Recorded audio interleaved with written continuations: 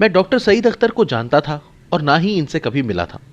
एक दिन दी न्यूज़ के एडिटर इन्वेस्टिगेशन अंसार अब्बासी ने फ़ोन करके बताया कि डॉक्टर सईद अख्तर और पीकेएलआई लाहौर के साथ बहुत जुल्म हो रहा है और ये कि मुझे अपने टीवी प्रोग्राम जिरगा में इस इशू को उठाना चाहिए।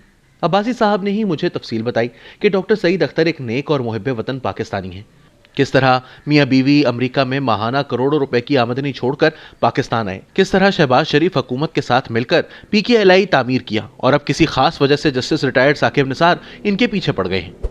चनाचे मैंने अपने आइंदा प्रोग्राम में डॉक्टर सईद अख्तर को बतौर मेहमान बुलाया ताकि उनका मौक़िफ़ भी कौम के सामने आ सके।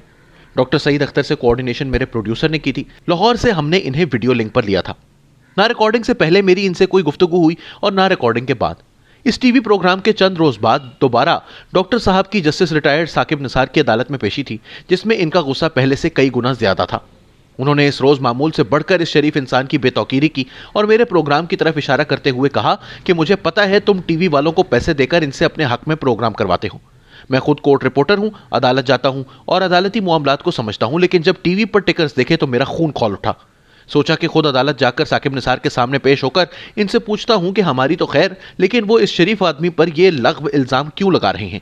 लेकिन जब कोर्ट रिपोर्टर से रब्ता किया तो पता चला कि इस केस की समाअत खत्म हो चुकी है। यह था चीफ जस्टिस की हैसियत से जस्टिस रिटायर्ड साकिब निसार के किरदार का एक नमूना। दूसरा तजुर्बा मुझे इमरान खान काबीना के वजीर आजम सवाती और बाजौड़ के एक गरीब खानदान के केस की सूरत में हुआ। जुल्म ज्यादती के इस केस को चूंकि मीडिया में ज्यादातर मैंने उठाया था, इसलिए समाअत के लिए खुद भी हाजिर हुआ था।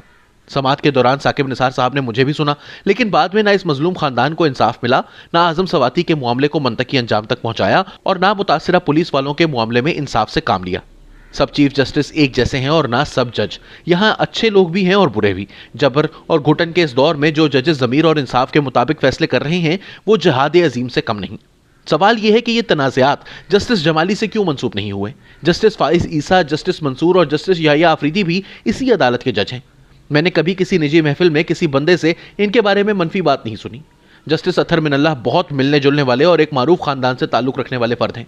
जज बनने से कबल ना सिर्फ वो टॉक शोज़ की जीनत हुआ करते थे, बल्कि खुशी गमी के मौके पर भी हर जगह पहुंच जाते थे।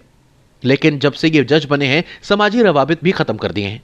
दूसरी तरफ जस्टिस साकिब निसार अदालत में कम और बाहर ज़्यादा नजर आते थे। कभी अपने आप को मसीहा साबित करते तो कभी अपने आप को बाबर रहमता पुकारते। अच्छे जज की यह निशानी होती है कि वो सियासी मामलात सुनने या इनमें उलझने से गुरेज करते हैं, लेकिन साकिब निसार साहब चुन चुन कर सियासी मामलात को अपनी अदालत में लाते रहे।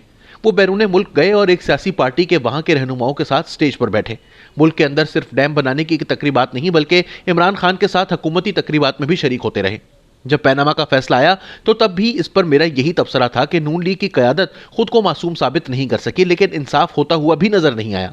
मैं नहीं जानता कि ऑडियोज असली हैं या जाली, लेकिन जस्टिस शौकत सिद्दीकी की तकरीर तो असली थी।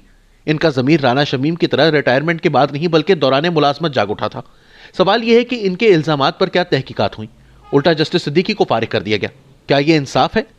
यह सवाल अपनी जगह मौजूद है कि पैनामा के मामले में सिर्फ शरीफ खानदान को क्यों सिंगल आउट किया गया और मजीद 500 अफराद के केसेस का वैसा ताकुब क्यों नहीं हुआ। बिलाशुबा शरीफ खानदान अपने आप को मासूम साबित कर सका और ना अदलिया के साथ माजी में इनका सलूक अच्छा रहा। खुद जस्टिस रिटायर्ड साकिब निसार भी मियां नवाज शरीफ का तोहफा है, क्योंकि उन्होंने ही इन्हें लॉ सेक्रेटरी बनाया और वो इन्हीं के दौर में हाई कोर्ट के जज बनाए गए। खुद मियां साहब को भी जस्टिस रिटायर्ड अब्दुल कयूम और साकिब निसार जैसे किरदार पसंद हैं, लेकिन शरीफ खानदान के जुराइम जस्टिस साकिब निसार को मासूम नहीं बना सकते। वो चीफ जस्टिस थे और नैब के जरिए पॉलिटिकल मैनेजमेंट होती रही। वो चीफ जस्टिस थे और अदलिया को इस्तेमाल करके इमरान खान को वजीर आजम बनाने और बाकी सियासी जमातों को आउट करने का काम जारी रहा। वो चीफ जस्टिस थे और आरटीएस सिस्टम फेल हुआ। वो चीफ जस्टिस थे और पोलिंग एजेंट्स को बाहर निकलवाकर अपनी मर्जी की गिनती करवा के असम्बलियों को मस्खरों से भर दिया। इन सब मामलात पर जस्टिस साकिब निसार खामोश रहे। इसी तरह जस्टिस इफ्तिखार मोहम्मद चौधरी की बहाली के बाद अदलिया से बड़ी तवक्कुआत वाबस्ता हुई थी। कुछ तो खुद चौधरी साहब के दौर में खाक में मिल गई, लेकिन जस्टिस साकिब निसार के दौर में एक बार फिर अदलिया का वकार तेजी से मजरूह होने लगा और आज नौबत यहां तक आ गई है कि अदलिया बहाली की तहरीक के सफ़े अव्वल के सिपाही अली अहमद कुर्द के बारे में वो सख्त अल्फाज इस्तेमाल करने पर मजबूर हैं।